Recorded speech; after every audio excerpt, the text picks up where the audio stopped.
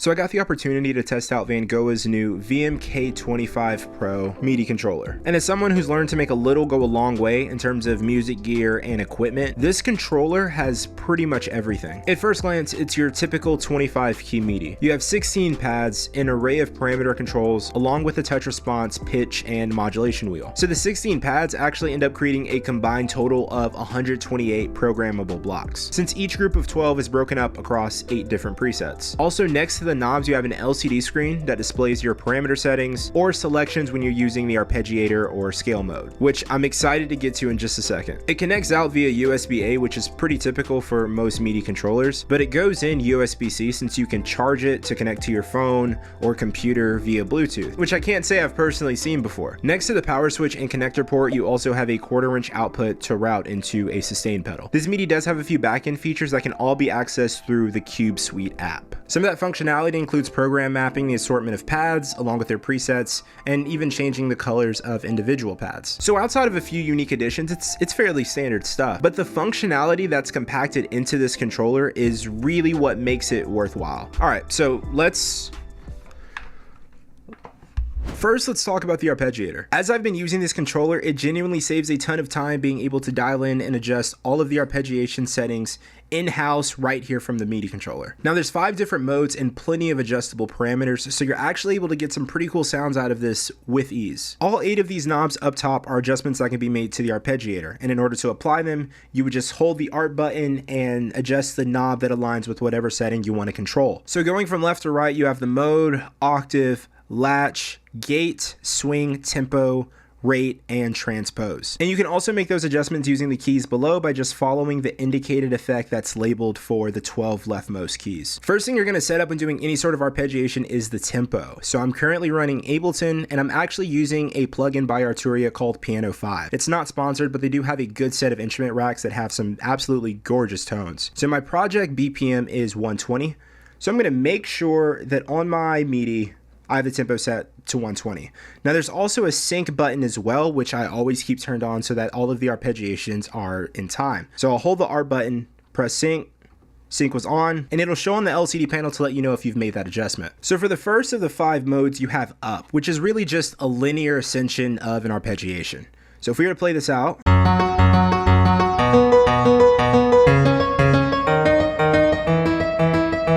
very simple, going from lowest to highest. So at the moment, I actually have 2 octaves set just to give you a good distinction between the different modes. You can actually hear them ascend and descend from several notes. So next up we have down.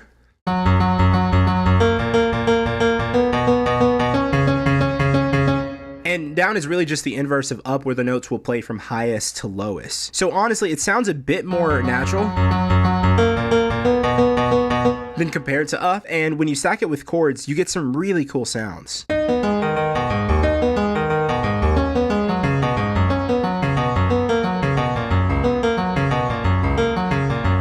So there's a ton of combinations you can get when you apply the various modes with different octave numbers and some colorful chords. So after down, we have include, where the notes will play from highest to lowest, but both the highest and lowest notes will sound twice within that progression. And this is easier to actually distinguish across a chord, so I'll let you guys hear that.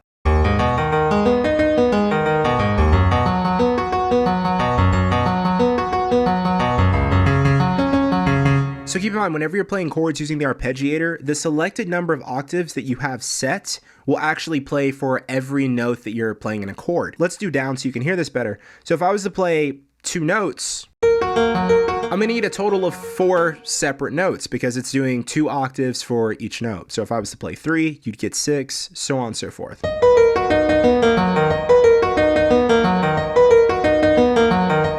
All right, so after include, we have exclude, which is exactly the same as the previous mode, include, but the notes will play from highest to lowest without sounding twice on both the highest and lowest notes. So you're dancing in between that actual arpeggiation.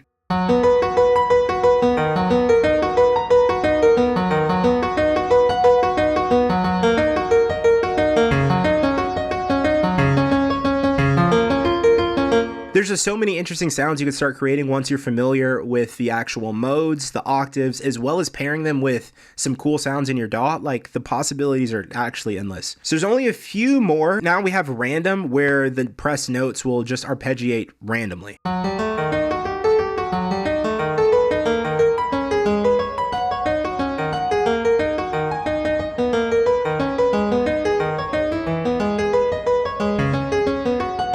So for this one, if you're really just looking to make a cascade of sounds using like a dreamy pad, this is the go-to. All right, so let's try this out with a different sound. Let's do some kind of pad.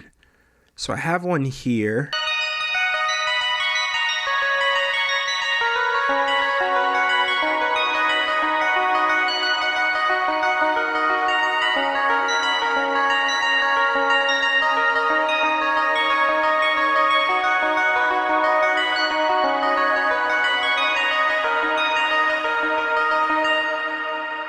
So with a little bit of reverb and a good sounding pad, there's just a ton of stuff you can actually do with that. And all you have to do is really play the chord and it'll do all of the heavy lifting for you. Now with all of these different modes, there's really just an opposite of each of them, which I think is so cool. So after random, can you guess what we have?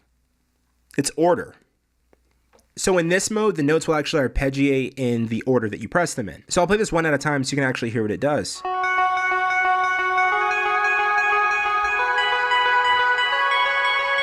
And when you build this off of chords, you get this very linear, predictable arpeggiation.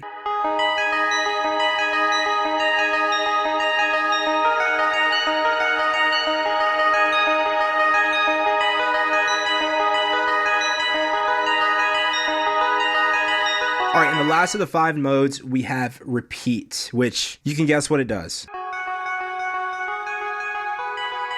And all it's going to do is repeat for the amount of octaves that you have set. So just to go through some of the parameters for the knobs that you have up top, you have latch, which when toggled on, will continue to play out the initial note that you've played until you've gone on to the next.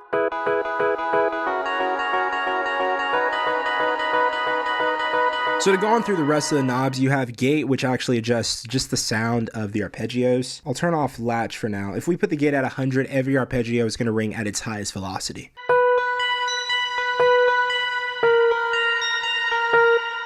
Right, if I was to turn the gate down, you get very weak notes.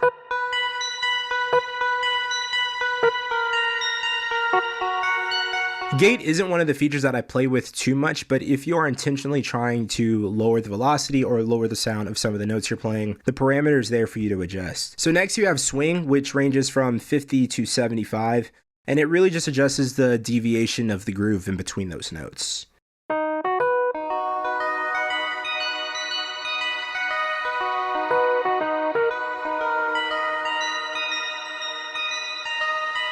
Just a natural groove. And lastly, you have rate, which goes from 1/4 of a second to 1/32 with triplets. All right, so you can get some really fast sounds.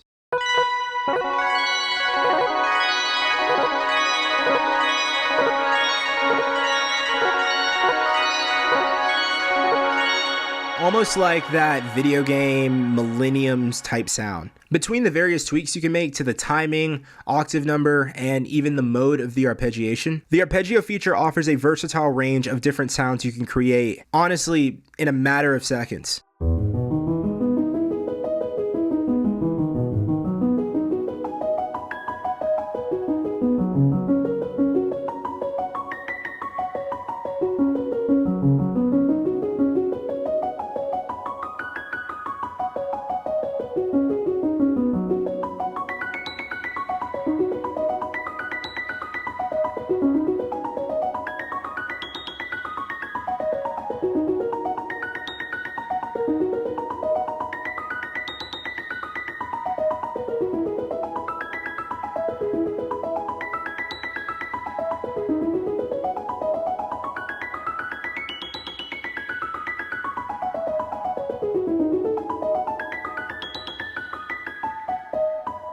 So if I had to choose one of my favorite features about the VMK25 Pro, I absolutely love the arpeggiation feature, but when it comes to building foundational song structures, I think the scale chord mode takes the cake for me. Simply having the ability to build proper chord progressions with minimal theory knowledge all right here from the MIDI controller is actually pretty sweet. So to start, you'll hold the scale chord button indicated by the SCCH. So for now, we're gonna do E. And from here, you can choose whether you want to make it major or minor using the right 2 keys. So for now, we're going to do E minor. And you can even select the styles of chords you want to utilize. There's triads, added 7ths, added 9ths, as well as a random feature. And random will just play a random selection of notes that are all within the key that you've defined. So with our E minor, let's do an added 7th. So I'm going to show you just how easy it actually is to build a chord progression using this mode.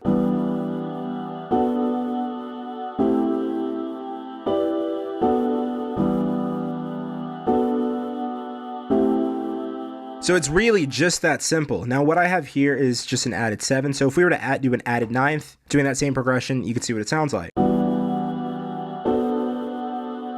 9s do add a little bit of that dissonance.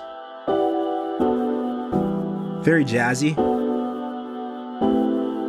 And it's insanely easy to do. So now you're asking, well, how long does it actually take to put a piece of a song together? Don't worry, I got you covered. All right, so I'm gonna keep the current instrument I'm using. Let's go down to 80 BPM just to get it nice and smooth.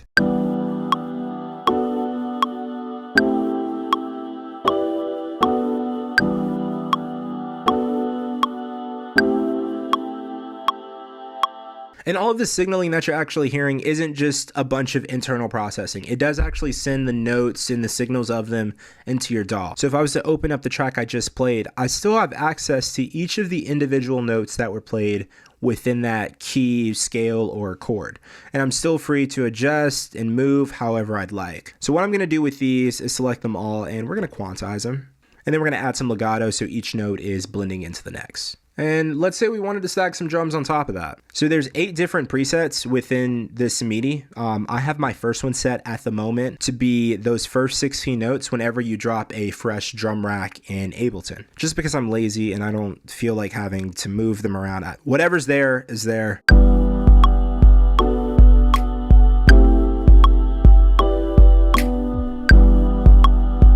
Most of the work I do with drums is just programmed. I'm just clicking them into the DAW. Only thing with tapping them in is that sometimes my timing's a little off, but never fear. You can quantize your drums right here.